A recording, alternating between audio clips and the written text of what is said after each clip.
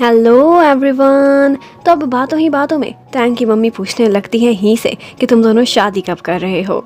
अब ये सुनते ही टैंग हैरान रह जाती है और इतने में दरवाजे पर नॉक होता है। मिस्टर लू आता है और कहता है कि एक्चुअली मैं टैंग का बॉयफ्रेंड हूँ और आपसे मिलने के लिए आया हूँ।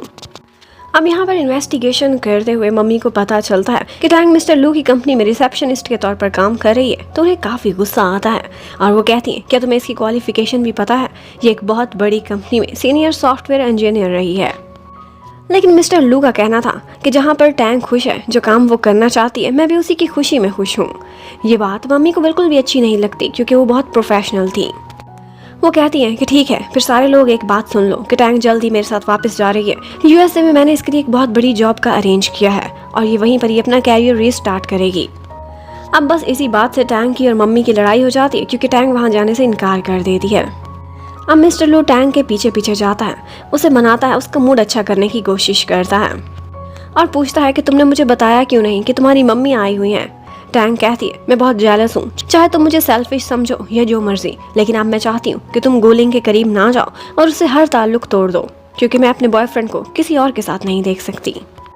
और फिर फाइनली मिस्टर लू उसे मनाने में कामयाब हो ही जाता है। उधर ही जैन के साथ वॉक पर जाता है और बातों बातों में उसे बताने लगता है कि मैंने सुना है कि मैंग को एक बहुत अच्छी जगह से सेलिब्रिटी बनने की ऑफर हुई है, लेकिन लगता है कि वो तुमसे सच्चा प्यार करती है, तभी तो अब तक उसने वहाँ पर कॉन्ट्रैक्ट साइन नहीं किया क्योंकि वहाँ पर सिंगल रहने की भी क्लॉज थी। अब ये बात जैन को ही से पता चलती है तो वो बहुत उदास हो जाता है कि मैंग ने उससे क्यों ये बात नहीं की। अब वो कुछ दिनों से बार बार मैंग को इग्नोर किए जा रहा था और मैंग पर अलग दबाव था कि वो फैसला करे कि उसने कॉन्ट्रैक्ट साइन करना भी है कि नहीं।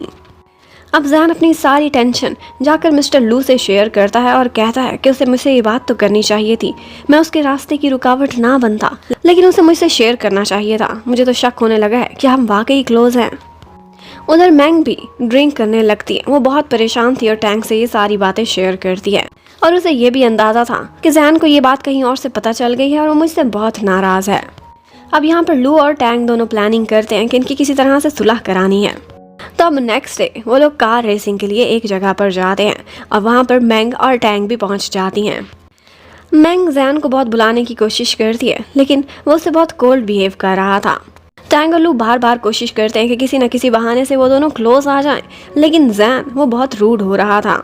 अब यहाँ पर ये फ्रेंड्स काफ़ी देर तक खेलते हैं, बहुत देर तक रेसिंग करते हैं और एंजॉय करते हैं। एक पॉइंट ऐसा आता है कि लगता है कि मैंग को चोट लग गई थी। अब जैन को उसकी बहुत परवाह हो रही थी, वो उसके पास आता है और यहीं पर ही वो दोनों एक दूसरे से बातें क्लियर कर लेते हैं। जैन उससे कहता है कि मुझे अगर तुमसे नाराज़गी है तो इस बात पर है कि तुमने मुझसे कुछ शेयर क्यों नहीं किया, और मैंग का कहना था कि मैं वो कॉन्ट्रैक्ट साइन करना ही नहीं चाहती। लेकिन जैन कहता है बेशक ये मुझे अच्छा नहीं लग रहा, लेकिन फिर भी हम दोनों अपना रिलेशनशिप सीक्रेट रख सकते हैं, तुम्हारी खुशी के लिए, तुम्हारे ड्रीम के लिए। अब नेक्स्ट डे मैंग उसी मैनेजर के पास जाती है, लेकिन जाकर उसे इनकार कर देती है कि मेरा एक बॉयफ्रेंड है और मैं उसका रिलेशनशिप दुनिया से नहीं छुपा सकती। अब वो उसे सॉरी करती हुई बाहर निकल आती। अब वो मैनेजर ये खबर फौरन से मिस्टर ही को देता है और मिस्टर ही आगे से उसे कुछ इंस्ट्रक्शंस देता है। उधर मैंग जैन को कहती है कि मैंने यही फैसला किया था कि मैं इस कॉन्ट्रैक्ट पर साइन नहीं करूंगी। मैं तुम्हें लाइफ में एक्नॉलेज करना चाहती हूँ क्योंकि तुम मेरे लिए अब तक की सबसे बड़ी ब्लेसिंग हो, और जहाँ तक चांसेस की बात है लाइफ मुझे और भी देगी। लेकिन फिर इसके साथ ही उसे कॉल आती है और पता चलता है कि सिंगल रहने वाली क्लॉज अब खत्म कर दी गई है, इसीलिए वो कॉन्ट्रैक्ट साइन कर सकती है। उधर मिस्टर लू से अब मम्मी एक पूरा इंटरव्यू लेती हैं, उसकी फ्यूचर प्लानिंग्स पूछती हैं और कहती हैं कि क्या तुम जानते हो, मैं चाहती हूँ कि टैंग का फ्यूचर बहुत ब्रिलियंट हो। वो कभी भी नहीं चाहती थी कि उनकी बेटी अपने हस्बैंड या बॉयफ्रेंड पर डिपेंड करे। मिस्टर लू अब उनसे इतना समय मांगता है, कहता है कि मैं खुद को प्रूव करके दिखाऊंगा। एक्चुअली उसके माइंड में हैश का प्रोजेक्ट था, उसे लगता था कि वो ये विन कर सकता है। जबकि उधर गोलिंग एक दफा लू से मिलने के लिए आती है और उससे कहती है कि क्या हम दोबारा से एक हो सकते हैं, तुम मुझसे इतना प्यार करते थे, शायद अभी भी तुम्हारे दिल में मेरे लिए जगह है। मैंने आज तक किसी से माफी नहीं मांगी, लेकिन आज तुमसे मांगती हूँ। अब मिस्टर लू का कहना था कि मैं मानता हूँ मैं तुमसे प्यार करता था, लेकिन अब मेरे दिल में कोई और है, इसलिए बेहतर है कि हम दोनों हालात खराब ना करें, एक दूसरे की लाइफ से निकल जाएं। मिस्टर लू की बस यही डिमांड थी कि वो उससे अपने रिलेशनशिप और हर तरह का ताल्लुक एक अच्छे नोट पर ख़त्म करना चाहता था, बुरी यादों के साथ नहीं। दूसरी तरफ हमें ये भी दिखाते हैं कि मिस्टर ही और जैन के बीच अब रिलेशनशिप्स काफ़ी इम्प्रूव हो रहे हैं और मिस्टर ही को अब मैंग बहुत अच्छी लगती है क्योंकि उसने अपना कैरियर उसके भाई के लिए सेक्रीफाइस करके खुद को प्रूव किया था कि वो उससे सच्चा प्यार करती है। यहाँ पर जैन भी मिस्टर ही को छेड़ता है और कहता है कि अगर मुझे कोई भाभी चाहिए तो वो यर्लिन ही होनी चाहिए। उसके अलावा किसी और को मैं भाभी के रूप में एक्सेप्ट नहीं करूंगा और मैं उससे बहुत रूडली बात करूंगा अगर तुम किसी और को लेकर आए तो। अब नेक्स्ट डे ऑफिस में मिस्टर लू के लिए एक बहुत बड़ी बैड न्यूज़ थी और वो यही थी कि गोलिंग ने अपने सारे शेयर्स विदड्रॉ कर लिए हैं। उसकी कंपनी के लिए एक बहुत बड़ा शॉक था। और साथ ही साथ एक और बात भी हमें पता चलती है और वो ये थी कि एक्चुअली जैसिका ही वो गद्दार थी जो उनकी कंपनी की इन्फॉर्मेशन दूसरों को लीक किया करती थी। मिस्टर लू काफ़ी परेशान होता है। उसने अब सारे शेयर्स गोलिंग से खरीद लिए थे, लेकिन उसके बाद उसकी कंपनी के पास ज़्यादा पैसा नहीं बचा था और अब उनके फंड्स इतने कम थे कि वो फैसला करता है कि हैश के प्रोजेक्ट की बिडिंग में से हम बाहर जाते हैं क्योंकि वो अब अफोर्ड नहीं कर सकते थे। लेकिन उसने वार्न कर दिया था कि फाइनेंस डिपार्टमेंट ये खबर किसी से भी शेयर नहीं करेगा। उधर गोलिंग को दिखाते हैं। वो कहती है कि मैंने अपनी लाइफ से अब लू का चैप्टर क्लोज कर दिया है और मैं नेक्स्ट ही वीक वापस यूएसए जा रही हूँ। और फिर यही बात वो मिस्टर ही को भी बताती है और उससे कहती है कि यर्लिन तुमसे बहुत प्यार करती है, उसे तुम्हारी हर पसंद नापसंद का पता है, तुम्हारी फेवरेट कॉफ़ी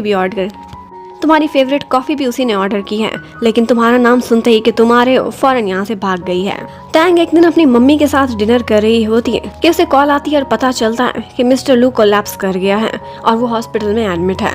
एक्चुअली वो ओवरवर्क कर रहा था और इसके साथ साथ उसे बहुत ज़्यादा स्ट्रेस थी अपनी कंपनी के शेयर्स को लेकर। इसी वजह से उसकी हेल्थ ख़राब हुई थी और ये नुकसान वो बर्दाश्त नहीं कर सका था। अब टैंग को बहुत गिल्टी फील होता है कि उसी की वजह से गोलिंग ने इतना बड़ा शॉक लू को दिया है। वो सोचती है कि काश मैं इसकी लाइफ में आती ही ना तो सब कुछ नॉर्मल होता, लेकिन अब जो हो गया सो हो गया।